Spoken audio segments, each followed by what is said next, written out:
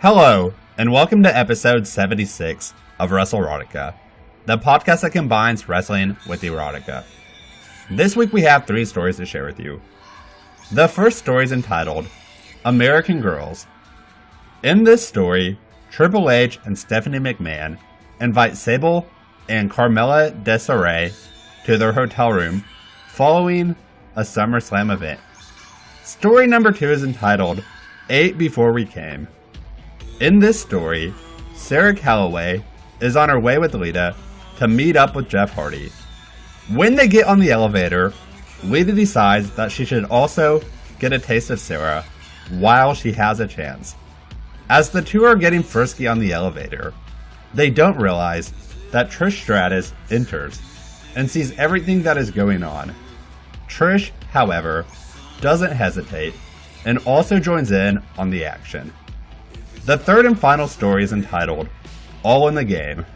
In this story, Carmella decides to prove that she isn't afraid of Nikki Bella, or for that matter, her sister Brie Bella. Carmella soon learns, though, that if you decide to mess with one Bella, you better be prepared to deal with them both. Without further ado, let's get to this week's stories. This story is entitled, American Girls, and it was written by WowFA.com user Andrew Troy Keller.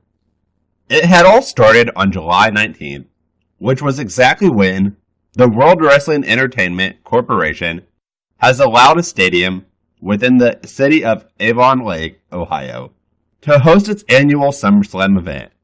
And it has allowed the city's favorite, Playboy Playmate, Carmella Desiree, to be one of the guests of the star-studded Spectacular.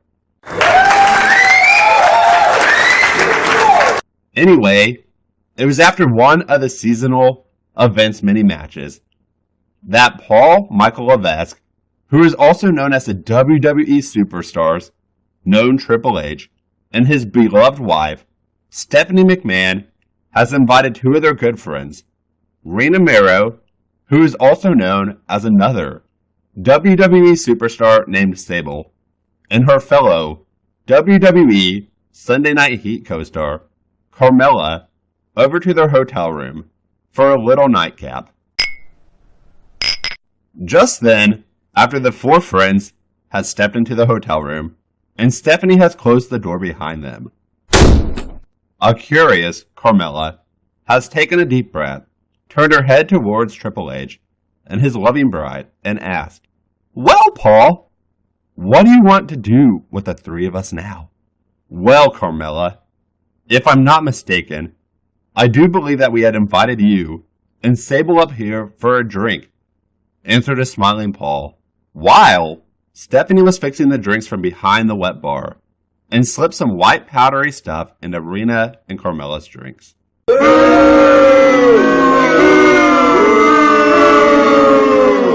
And then, after Stephanie has handed the drinks to the 3 friends, she has raised up her glass and said, "Okay, ladies, it's time for us to drink. A toast to our long friendship. May it still be able to last forever." And after they had clinked the glasses to each other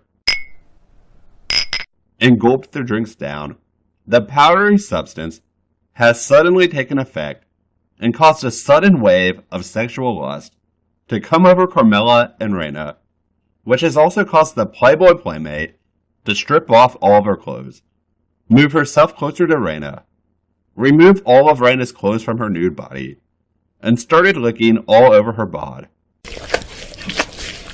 all the way down to her hot, wet pussy, and caressing her firm breast. "Ah, yes! That's it! Do it, Carmella!" said Rena, after she has placed her hands on Carmella's bare shoulders. Stephanie has started pumping 2 of her fingers in and out of her hot, moist snatch. And Paul has placed his stiff cock inside Stephanie's asshole and caressing her stiff mounds. Touch me there! Suck my wet pussy dry!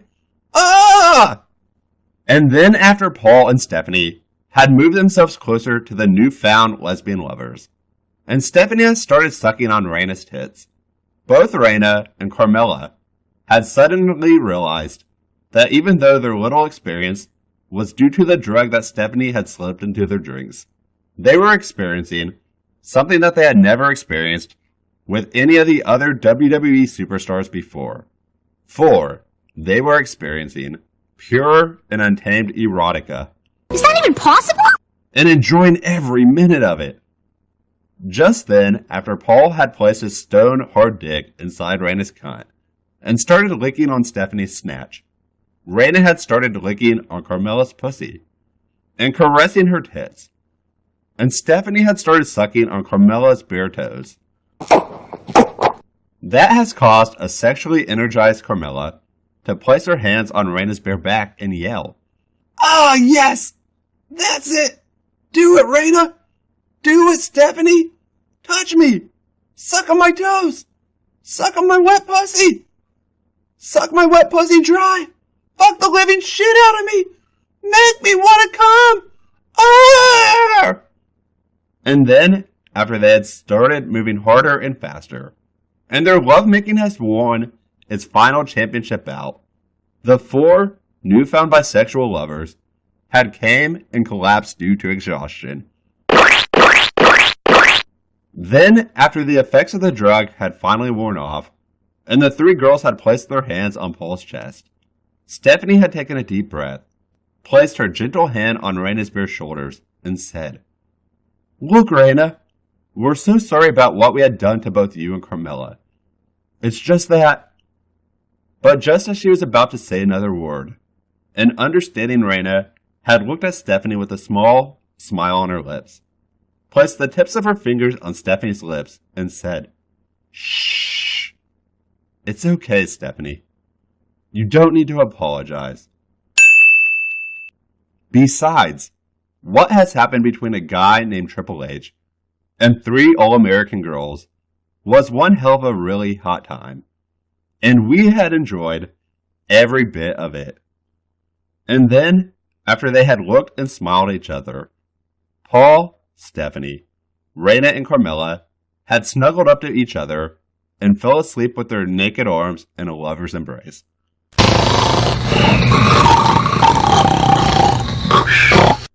Just then, on the very next day, Carmella has woken up, gotten herself dressed, and gave each of her WWE lovers a kiss on the cheek. Just before she placed a note on the foot of the bed, which had said, "Thanks for a wonderful evening, guys. Maybe next time I should be able to return the favor. Love, Carmella," and left the hotel room with a smile on her face. The end. This story is entitled 8 Before We Came, and it was written by WildFA.com user Purple Blue. "Jeff is going to love you," Lita said, escorting Sarah into the lift, pinching her ass through the red miniskirt she was wearing. Sarah jumped but gave Lita a horny smile. "Why not test me before Jeff?" She pulled Lita's lips to her own as the lift's door closed, placing her hands on Lita's black cloth breast. Lita pushed her tongue into Sarah's mouth, exploring the heated expanse. She pulled away and took Sarah's hands off her breast. She looked at the lift panel. "We have 12 floors," she said as she sank to her knees in front of Sarah. Sarah looked down and raised her miniskirt up, exposing her black panties and a quite visible line of wetness. Lita ran her finger down the line, then violently pulled the black cloth down Sarah's thighs. Sarah spread her legs further and lifted one leg up so Lita could pull the panties down and off, remaining still around one ankle. Lita started to stroke her thighs. "We only have 11 more floors," Sarah called as she pushed Lita's face to her wet pussy. Lita took the hint and brought her tongue out to lick Sarah's clit. Sarah shook at the feeling and held Lita's face to her slit. Slowly, Lita slid her tongue over her clit and around her vagina before forcefully sticking her tongue into Sarah's hole. Sarah cried out in ecstasy as she moved herself down on Lita's tongue, hoping for a deeper penetration. Lita pulled her hand up and started to stroke Sarah's clit, the other hand over her ass, her index finger outlining Sarah's butthole. Sarah brought her free hand up to her cloth breast and started to massage them through her tight top. The big fleshy mounds displaying their nipples peeked through the shirt. The other hand against the back of Lita's head, holding her in place. Suddenly the lift stopped at floor 6. Sarah looked at the dial, but was in too much bliss to care. The doors opened and in walked Trish. Oh, it's time to rock and roll. This time I'm in control. Trish stood there as Lita ate out the woman in front of her. Embarrassed, she stood to the side, her eyes attached to the floor. "We don't mind you watching," Sarah said in pants, as Lita's tongue licked her insides, bringing her close. Her eyes closed as her breathing increased. Trish looked at Lita's red head, buried deep into Sarah's pubic region. She felt herself get wet, as occasionally a little tongue was visible, but disappeared back into Sarah, what she wouldn't give to be Sarah. Trish then opened her jeans zip and inserted a finger.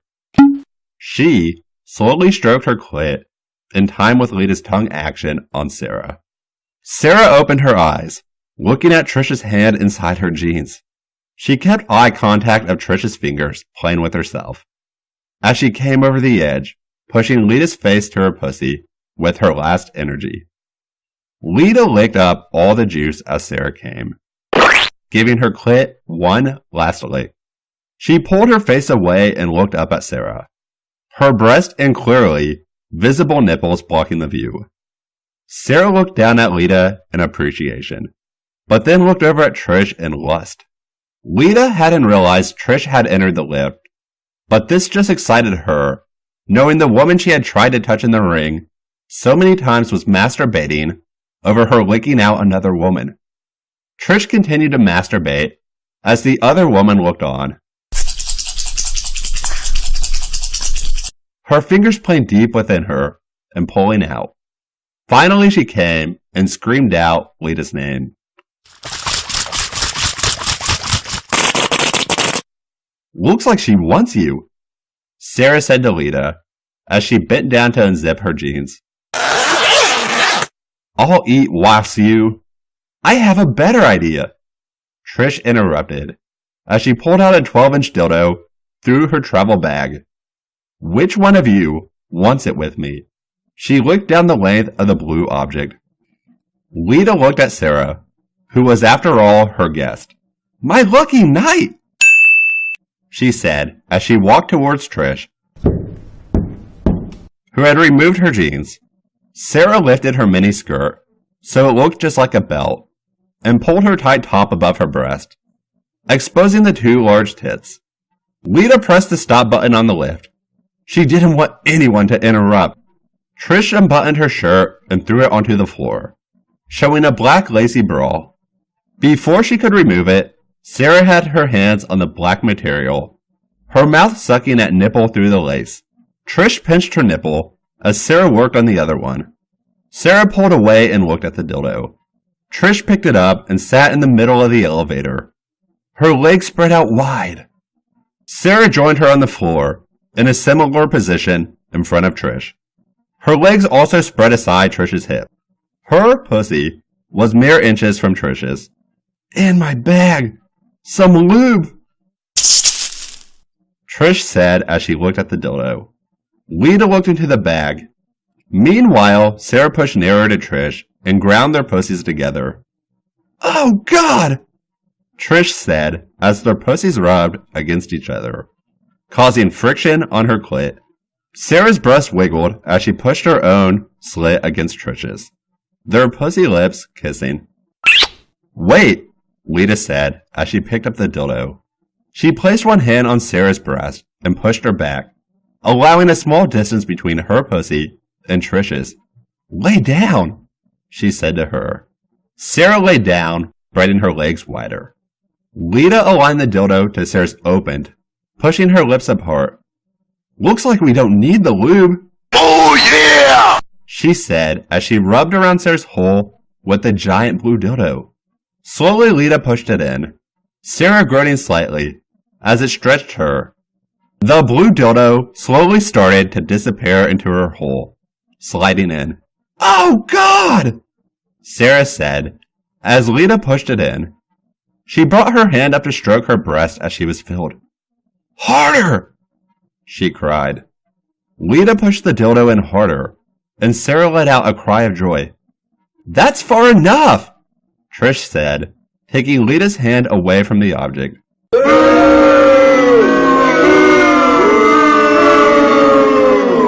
Sarah now lay on the floor of the lift, stroking her breast and pinching her erect nipples. Further down, her red miniskirt was hitched up against her waist. Further down yet, a giant blue dildo stuck half out of her vagina. Trish looked at Lita and pulled her close for a passionate kiss. Lita unhooking Trish's bra, her breasts falling out of their lace prison. "They're perfect," Lita said as she took a nipple into her mouth. Sarah stared at Lita, sucking on Trish's nipple, and grabbed the dildo that was inside her. Slowly she started to push it in, then pull it out, fucking herself as Trish screamed Lita's name as she nibbled her bud. "Hey!" Trish said seductively, noticing Sarah had started without her. Sarah took her hand off the dildo and spread her legs wider, inviting Trish to join. Trish, now totally naked, kneeled either side of Sarah's hip, her pussy floating over the dildo. Slowly she lowered herself onto the pole, the resistance from her own pussy pushing the dildo deeper into Sarah. "Oh!" Sarah groaned as the dildo sank further into her. As Trish mounted it, pushed harder onto Sarah's vaginal walls.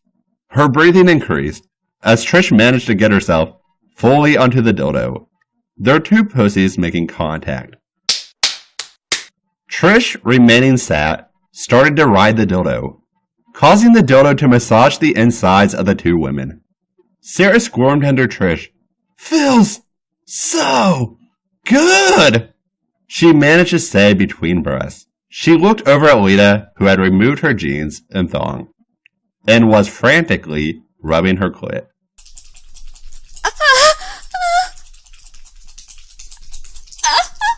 Lita looked down at Sarah, looking at her. She slowly moved towards the two lesbians on the floor. "Do you want to eat me out?" Lita says as she moved her pussy over Sarah's face. "Yes!" Yes! Yes! Yes! Sarah pleaded as she pulled Lita's slit down towards her mouth. Her tongue darted into Lita's entrance, running it up to her clit and down to her asshole. "Greedy!"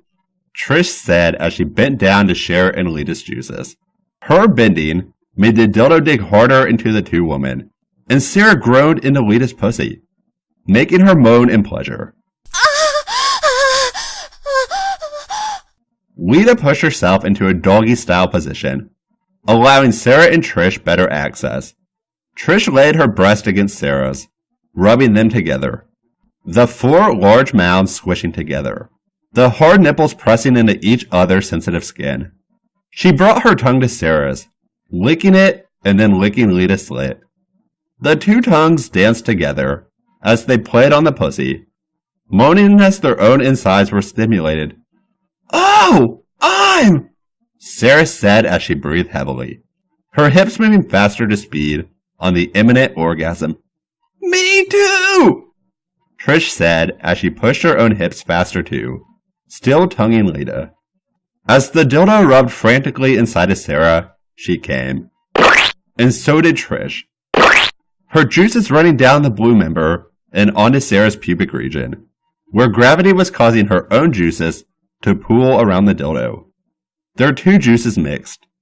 Their moans caused vibrations on Lita's pussy, causing her to come. Pussy juices dripping onto Sarah's face,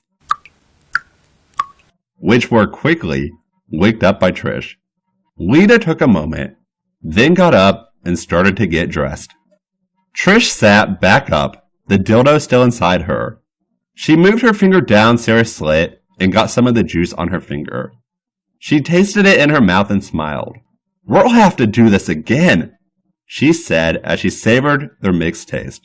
She lifted herself off the dildo and a pop sounded as it lost contact with her. Sarah, with Trish out of the way, slowly pulled the dildo out of her, the sensitive skin begging for more action. But that could wait for the moment. With the blue object fully out of her vagina, she stood up and pulled down her shirt and skirt, hiding her private regions that the two women had just been pleasuring. Lita started the lift again and held hands with Sarah. Trish picked up her bags and they waited for their floors. When they reached their destination, they left. No proof remaining in the lift except a pair of panties, a thong, and a black lace bra. The end. This story is entitled All in a Game, and it was written by Archive of Our Own user, Botanical Sock. Carmella's found a quiet corner backstage. Some random spot in the endless maze that's behind the scenes at any given event. She's stretching, warming up with music blasting in her ears.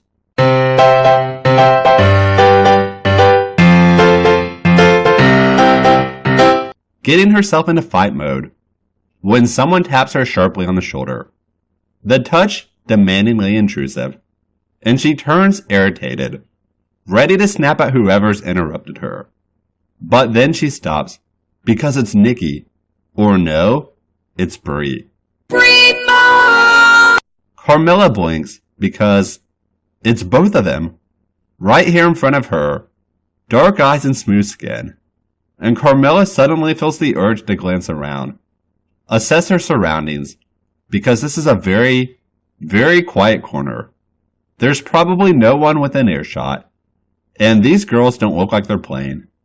But she pulls off her headphones, raises her chin as defiantly as possible, and says, "Yeah?" At first they don't reply, standing impassively, but then Brie folds her arms. "I hear you're messing with my sister," she says. "So?" Carmella replies. "She can't look after herself. You need to help her out." The two of them stare back at her, unblinking. "You mess with my sister," says Brie. "You mess with me."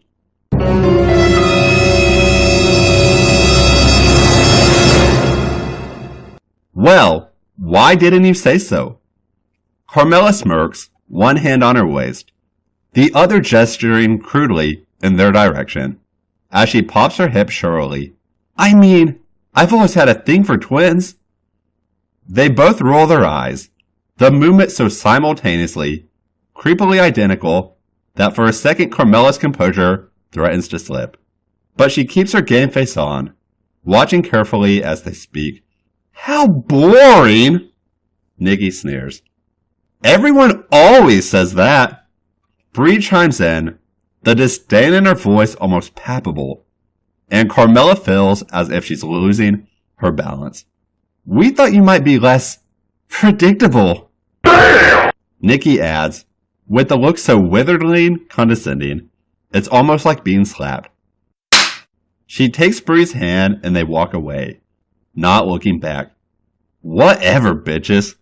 Carmella bites down on her tongue to stop the words from slipping out, because however pissed she might be, the Bellas in tandem are not to be fucked with.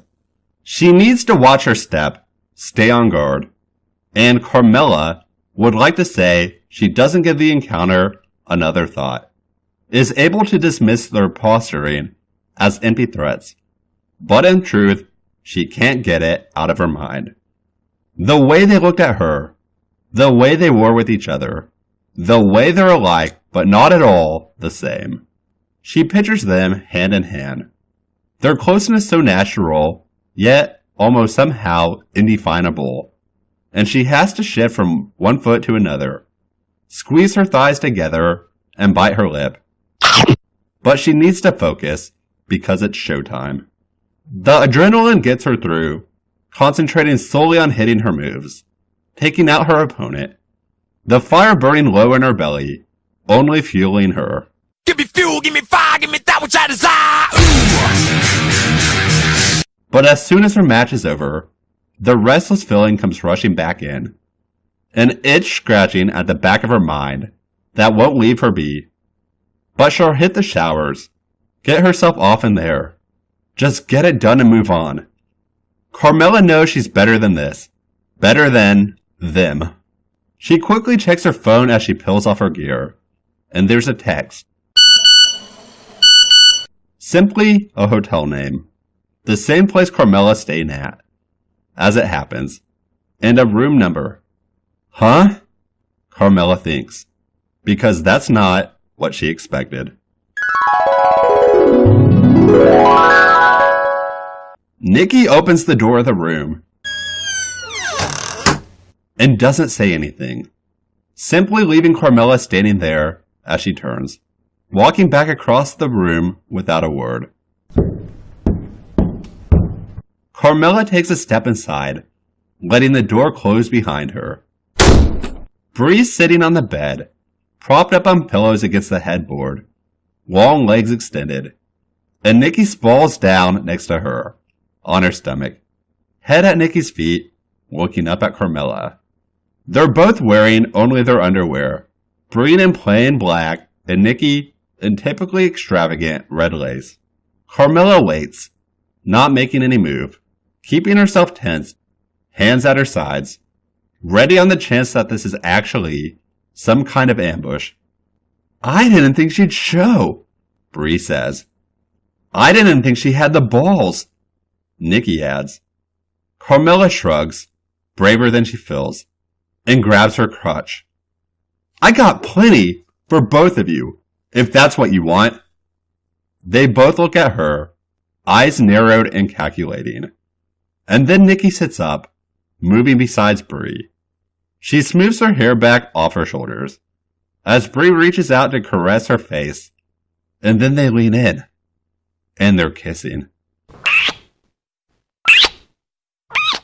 And Carmela can't breathe. She watches as they touch each other, undressing slowly, Bree reaching around to unfasten Nikki's bra, and Nikki doing the same.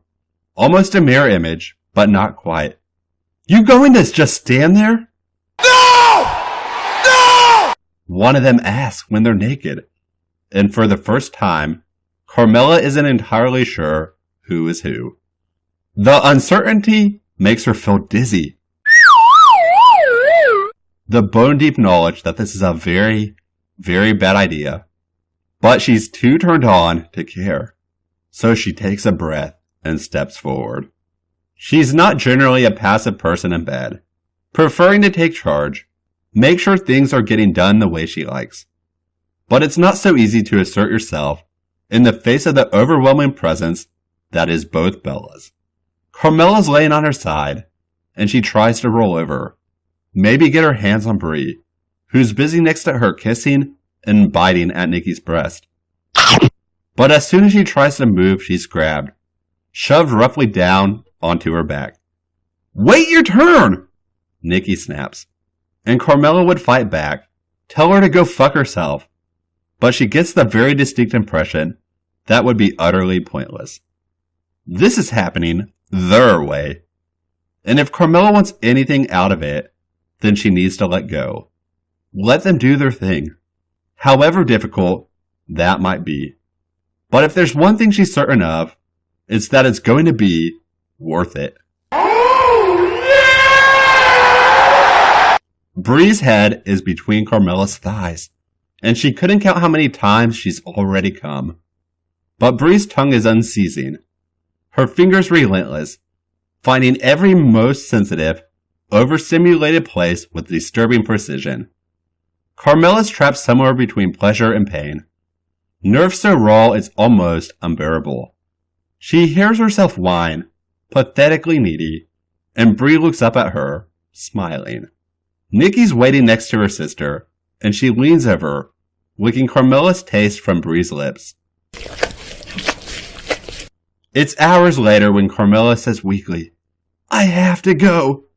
She has no idea how she'll even move, let alone get up and out of here. But she knows she can't stay. Just sleep, Nikki says. Don't worry, Bree soothes. They're either side of her, Brie in front, legs tangled with Carmella's, and Nikki behind, breast pressed up against Carmella's back. Carmella says, but their skin is so warm, and she's tired of fighting. When she wakes, the room is empty. The bed beside her cold. There's a note on the nightstand. See you at Backlash, it says. A heart drawn next to the last word, with a bright red lip print on top of it. Carmella tosses it aside, frowning to herself, because this has to have been some kind of strategy. A plan to put her at a disadvantage. But she can't for the life of her understand exactly what the angle is, what she's supposed to be feeling. But perhaps it's as straightforward as that. Nothing so complicated and devious, simply an effort to unsettle her. Make her uneasy enough that she's defensive and off her game. Well, Carmella muses, feeling the pleasingly aching throb between her legs. If that was their goal, then the only thing they've proved is that they don't know her at all.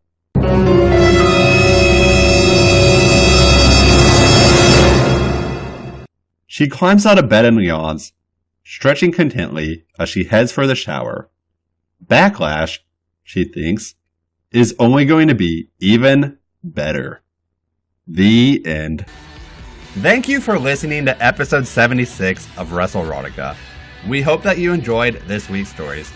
As always, if you enjoyed this week's stories, please be sure to rate, review, and subscribe to us in iTunes. Visit us elsewhere online, including Facebook, Instagram, Twitter, Tumblr, and as always, our official website, WrestleRoticaPod.com. Thank you and have a good week.